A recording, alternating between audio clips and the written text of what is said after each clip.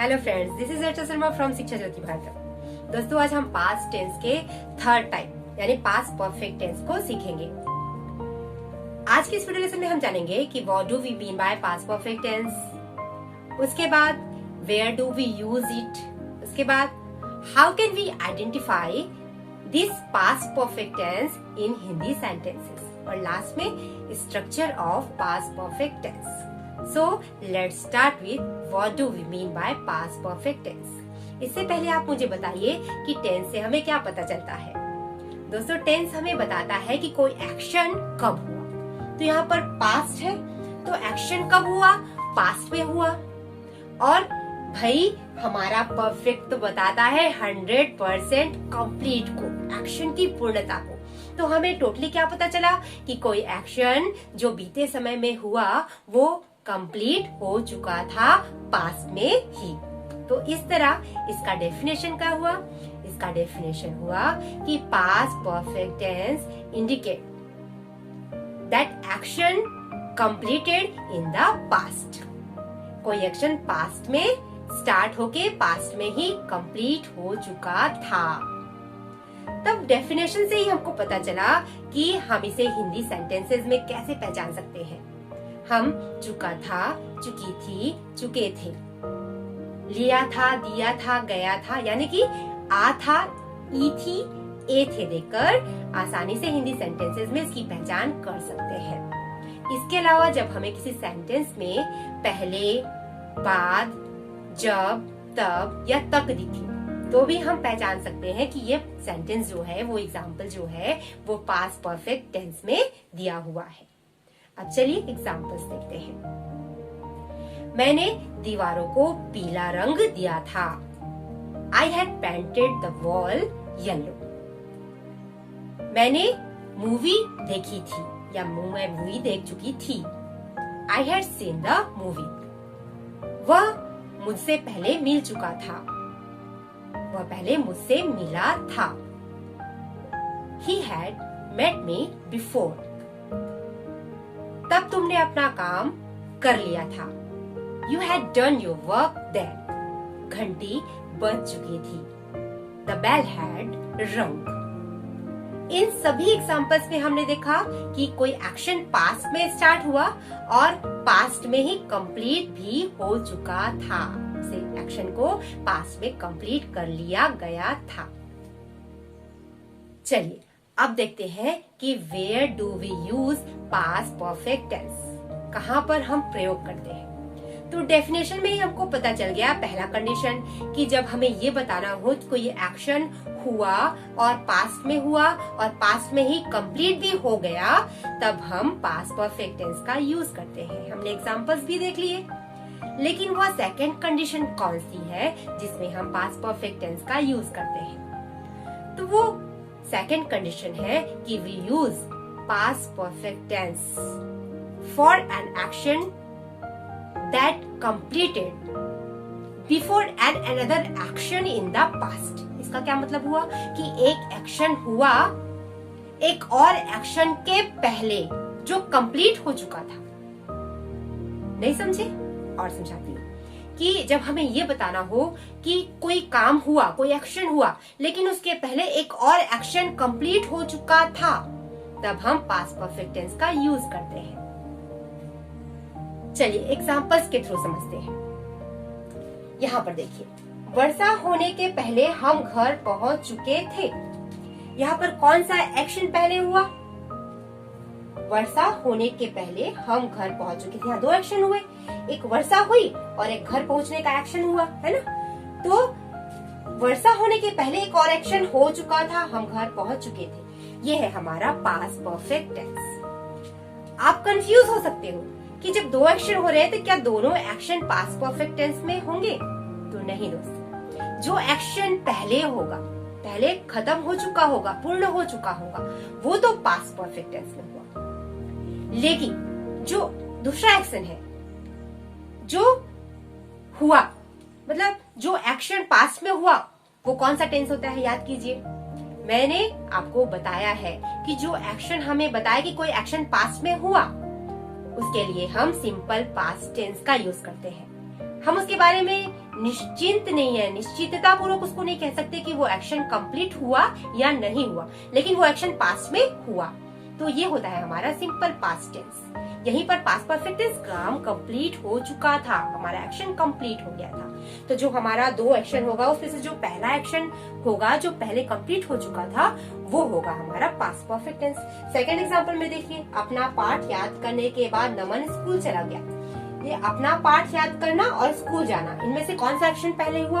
अपना पाठ याद करना, तो ये होगा हमारा पास्ट परफेक्ट टेंस। यहाँ पर ये सिंपल पास्ट टेंस। अपना काम समाप्त होने के बाद उसने नाश्ता किया, है ना। कौन सा काम पहले किया उसने? अपना काम समाप्त करने का काम पहले किया और नाश्ता करने का काम बाद में हुआ।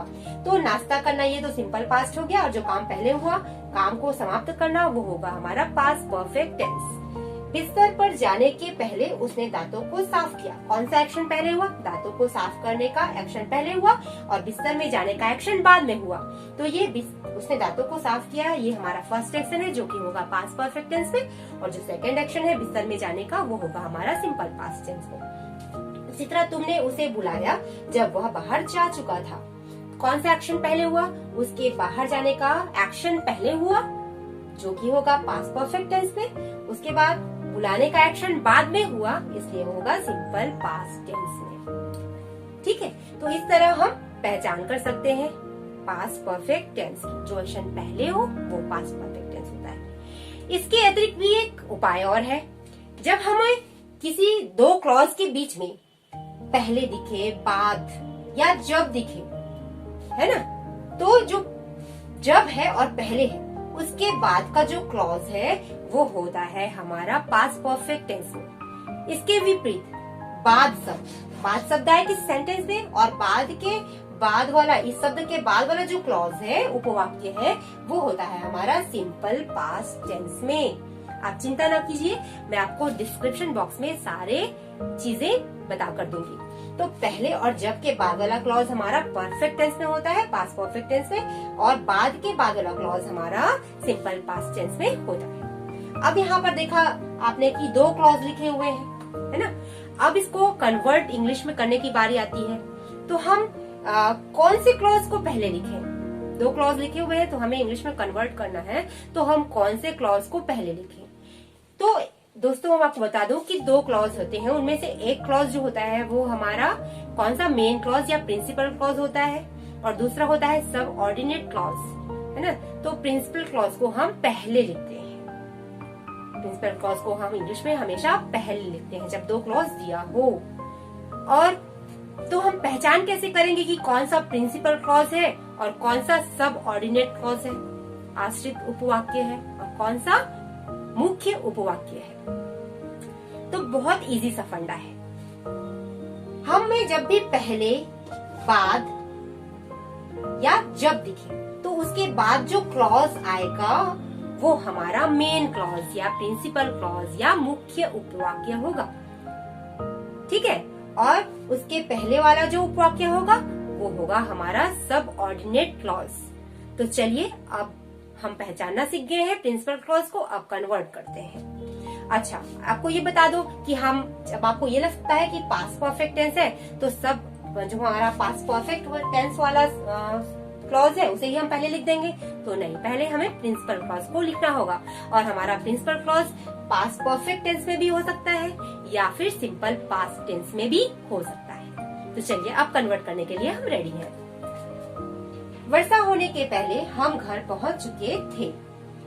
पहले हम घर पहुंचे थे, हमें पहले के पहले वाला जो हमारा क्लॉज है वो मेन क्लॉज या प्रिंसिपल क्लॉज है, तो हमें इसे पहले लेना है। तो क्या होगा, ये कौन से टेंस में है? और परफेक्ट टेंस में है, यानी कि पास्ट परफेक्ट टेंस में है, तो हमारा इसे हमें कन्वर्ट करना होगा पास्ट परफेक्ट टेंस में। तो we had reached home before it rained, ये हुआ हमारा सिंपल पास्ट में, तो it rained. Okay, second example, अपना पाठ याद करने के बाद नमन स्कूल चला गया।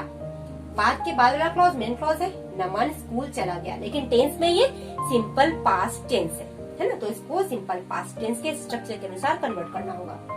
तो क्या हो जाएगा इसका English? Naman went to school after he had learned his lesson। ये हमारा पास्ट परफेक्ट टेंस में है। ओके, थर्ड एग्जांपल, अपना काम समाप्त होने के बाद उसने नाश्ता किया। बाद के बाद वाला क्लॉज मेन क्लॉज है, उसने नाश्ता किया, और टेंस में ये सिंपल पास्ट टेंस है ना। तो he took his breakfast after he had finished his work। ये हमारा परफेक्ट टेंस में था। ओके, बिस्तर पर जाने के पहले उसने दांतों को साफ किया। पहले के बाद वाला क्लॉज मेन क्लॉज है, तो इसे पहले लेंगे। उसने दांतों को साफ किया था, और ये कौन से टेंस में है? परफेक्ट टेंस में है, पास्ट परफेक्ट टेंस में। तो इसे हमें पहले लिखना होगा। तो he had cleaned his teeth before he went to bed। ये क्या है? सिंपल पास्ट टेंस में है, तो इसको स्ट्रक्चर के अनुसार क्या हो जाएगा? he went to bed। तुमने उसे बुलाया जब वह बाहर जा चुका था। जब के बाद वाला क्लॉज मेन क्लॉज है, तो इसे पहले लेना है। और ये टेंस में कौन सा टेंस है? परफेक्ट टेंस है, पास्ट परफेक्ट टेंस। तो इसका इंग्लिश क्या हो जाएगा? He had gone out। वह बाहर जा चुका था। He had gone out when you called him। एक बात और क्लियर कर दूं, मैंने आपको बताया कि हमें मेन क्लॉज को पहले लेना है ना। और मेन क्लॉज हमारा होता है पहले और बाद या जब के बाद वाला क्लॉज। लेकिन जब हमारे हिंदी सेंटेंसेस में जब आए या सेंटेंस वेन से शुरू हो, WHEN वेन से, तो हम इसे पहले लिख सकते हैं, चाहे वो सबऑर्डिनेट क्लॉज में ही क्यों ना हो। तो इसको ये से ही बना सकते हैं, When you called him, he had gone out। ठीक है, तो आपको सेंटेंस क्रिएट करना तो आ ही गया। अरे अभी कैसे? अभी तो हमने structure of past perfect tense देखा ही नहीं। तो चलिए बढ़ते हैं स्ट्रक्चर की ओर। Let's see the structure of past perfect tense and start with affirmative sentence. सबसे पहले रखा जाता है सब्जेक्ट को, उसके बाद हेल्पिंग वर्ब हैड, उसके बाद participle form of the verb जिसे हम वर्ब का थर्ड फॉर्म कहते हैं, उसके बाद ऑब्जेक्ट। आइए कुछ उदाहरण द्वारा समझें। पहला उदाहरण हम ले रहे हैं जिसमें ये बताया गया है कि रवि के जाने के बाद विनोद मेरे घर गया। इसे इंग्लिश में कहेंगे Vinod went to my home after Ravi had gone। Let's look into the second example। जब हम पहुंचे सभा पहले ही शुरू हो चुकी थी। इसका इंग्लिश होगा When we arrived, the meeting had already begun। When we arrived, the meeting had already begun। Let's look into the third example। बिस्तर में जाने के पहले मैं लैंप बुझा चुकी थी, या फिर बिस्तर में जाने के पहले मैंने लैंप बुझा दी थी। इसका इंग्लिश होगा I had blown out the lamp before I went to bed। I had blown out the lamp before I went to bed। आइए अन्य उदाहरण देखें। वह अपना भोजन पहले ही कर चुका था। He had already had his meal। He had already had his meal। आइए अन्य उदाहरण देखें। अंत में उसने कामयाबी हासिल कर ही लिया था। He had finally achieved success। He had finally achieved success। मैं यह समाचार पहले ही सुन चुकी थी, या मैंने यह समाचार पहले ही सुन लिया था। इसका इंग्लिश होगा I had already heard this news। I had already heard this news। दोस्तों, अभी तक हमने पास्ट परफेक्ट टेंस के अफर्मेटिव सेंटेंस यानी सकारात्मक वाक्य के स्ट्रक्चर देखे। अब चलिए बढ़ते हैं निगेटिव सेंटेंसेस की ओर, जिसे हम हिंदी में कहते हैं नकारात्मक शब्द। इसमें सबसे पहले हम सब्जेक्ट लेते हैं, उसके बाद हैड के बाद नॉट लगाते हैं, उसके बाद participle form of the verb यानी कि वर्ब का थर्ड फॉर्म, उसके बाद लास्ट में यूज करते हैं हम ऑब्जेक्ट। चलिए अब इस निगेटिव सेंटेंस के स्ट्रक्चर के आधार पर पास्ट परफेक्ट टेंस के निगेटिव सेंटेंस बनाते हैं। हमारा पहला सेंटेंस है बिस्तर में जाने के पहले मैंने लैंप नहीं बुझाई थी, या बिस्तर में जाने के पहले मैंने लैंप नहीं बुझाया था। इसका इंग्लिश होगा I had not blown out the lamp before I went to bed। I I had not blown out the lamp before I went to bed. वह पहले तुमसे नहीं मिला था. He hadn't met you before. या He had not met you before. मैंने ऐसी सुंदर लड़की पहले कभी नहीं देखी थी. कभी नहीं इसका मतलब होता है never. तो इंग्लिश होगा I had never seen such a beautiful girl before. I had never seen such a beautiful girl before. Ravi के जाने के बाद विनोद मेरे घर गया था. इसका अफर्मेटिव सेंटेंस भी हमने देखा था, जिसमें हमने देखा था कि रवि के जाने के बाद विनोद मेरे घर गया था, जिसका इंग्लिश था Vinod went to my home after Ravi had gone. लेकिन यहाँ पर Vinod didn't go to my home after Ravi had gone. जब मैंने वीडियो स्टार्ट किया था तब मैंने आपको बताया था कि जब दो एक्शन एक साथ हो और जो पहला एक्शन हो वो होता है हमारा पास्ट परफेक्ट टेंस, लेकिन जो एक्शन बाद में हो वो होता है नॉर्मल पास्ट टेंस का, यानी कि सिंपल पास्ट टेंस का. अब इस सेंटेंस को अगर हम ध्यान से देखें तो यहाँ पर कौन सा एक्शन पहले हो रहा है? रवि का जाना पहले हो रहा है. मतलब रवि का जो जाना है वो है हमारा परफेक्ट टेंस, यानी कि पास्ट परफेक्ट टेंस. लेकिन विनोद का मेरे घर जाना ये बाद में हो रहा है, सेकंड एक्शन है ये, जो कि नॉर्मल पास्ट टेंस का है, यानी कि पास्ट इंडेफिनिट टेंस का है. और यहाँ पर निगेटिव पास्ट इंडेफिनिट टेंस का हो रहा है. इसीलिए हमने यहाँ पर सिंपल पास्ट टेंस का निगेटिव डिडंट यूज किया है. Vinod didn't go to my home after Ravi had gone, क्योंकि परफेक्ट टेंस यहाँ पर निगेटिव में नहीं है, यहाँ पर सिंपल पास्ट टेंस निगेटिव में है. चलिए अब पास्ट परफेक्ट टेंस के इंटरोगेटिव सेंटेंस के भी स्ट्रक्चर देख लेते हैं. सबसे पहले यूज किया जाता है हैड को, उसके बाद सब्जेक्ट, उसके बाद participle form of the verb यानी कि third form of the verb, और लास्ट में हम यूज करते हैं ऑब्जेक्ट का. दोस्तों आगे बढ़ने से पहले मैं फिर से आपको एक बार याद दिला दूं कि इंटरोगेटिव सेंटेंस क्या होते हैं. इंटरोगेटिव सेंटेंस का मतलब होता है प्रश्नवाचक वाक्य. लेकिन किस तरह के प्रश्न? वे प्रश्न जिनका उत्तर या तो हम हाँ में दे सकते हैं या ना में दे सकते हैं. यदि हम उत्तर हाँ में देना चाहते हैं तो अफर्मेटिव सेंटेंस में देंगे, और अगर उत्तर ना में है तो निगेटिव सेंटेंस बनेगा. तो चलिए हम अफर्मेटिव सेंटेंस और निगेटिव सेंटेंस को इंटरोगेटिव सेंटेंस के साथ फिर से एक बार दोहराते हुए आगे बढ़ेंगे. अभी क्वेश्चन है कि क्या डॉक्टर के आने के पहले मरीज मर चुका था? Had the patient died before the doctor came? यदि आंसर यस में है तो क्या होगा? Yes, the patient had died before the doctor came. अगर आंसर निगेटिव में है तो क्या होगा? No, the patient hadn't died before the doctor came. क्या उसने अपना भोजन पहले ही कर लिया था, या क्या वह अपना भोजन पहले ही कर चुकी थी? Had she already had her meal? Had she already had her meal? यदि आंसर यस है तो yes, she had already had her meal.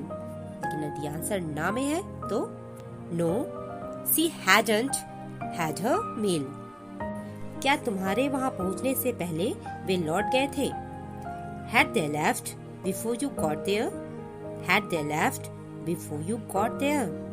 यदि आंसर yes है तो yes, they had left before I got there. हाँ, मेरे वहाँ से पहुँचने से पहले वे लौट गए थे. यदि आंसर नहीं है तो फिर क्या होगा? No, they hadn't left before I got there. नहीं, मेरे वहाँ पहुँचने से पहले वे नहीं लौटे थे. क्या मेहमानों के आने के पहले वे घर पहुँच चुके थे? Had they reached home before the guests came? Had they reached home before the guests came? यदि आंसर yes है तो फिर क्या बोला जाएगा? Yes, they had reached home before the guests came. लेकिन यदि आंसर no है तो क्या होगा? No, they hadn't, या फिर no, they had not reached home before the guests came. दोस्तों चलिए अब पास्ट परफेक्ट टेंस के प्रश्नसूचक शब्दों के स्ट्रक्चर को देख लेते हैं. ये भी क्वेश्चन होते हैं. ये क्वेश्चन होते हैं कब, क्यों, कहाँ, कैसे से संबंधित, यानी कि क्वेश्चन वर्ड से संबंधित. इनका उत्तर हम केवल हाँ या ना में नहीं दे सकते, बल्कि हमें बताना पड़ता है कि एक्शन कब, कहाँ, क्यों और कैसे हुआ। तो इस तरह के प्रश्न सूचक शब्दों में सबसे पहले प्रश्न पूछने के लिए हम यूज करते हैं क्वेश्चन वर्ड का, उसके बाद हैड, उसके बाद सब्जेक्ट, उसके बाद participle form of the verb और लास्ट में हम यूज करते हैं ऑब्जेक्ट का। तो चलिए अब उदाहरण देख लेते हैं कि तुमने अपना पर्स कहाँ खो दिया था। Where had you lost your purse? Where had you lost your purse? मेरे आने के पहले तुम क्यों चले गए थे? मेरे आने के पहले तुम क्यों चले गए थे? Why had you gone before I came? Why had you gone before I came? तुमने अपना भोजन कब किया था? When had you had your meal? When had you had your meal? तुमने इतना क्यों खा लिया था? Why had you had enough? Why had you had enough? दोस्तों आज के वीडियो लेक्चर में हमने यह जाना कि what do we mean by past perfect tense। उसके बाद हमने जाना where do we use past perfect tense, identification of past perfect tense। Last में हमने देखा structure of past perfect tense, जिसमें हमने ये जाना कि पास्ट परफेक्ट टेंस में उन एक्शन के बारे में बताया जाता है जो पास्ट में पूरी तरह से हो चुका था, कंप्लीट हो चुका था। तो आज के लिए इतना ही, बाय बाय।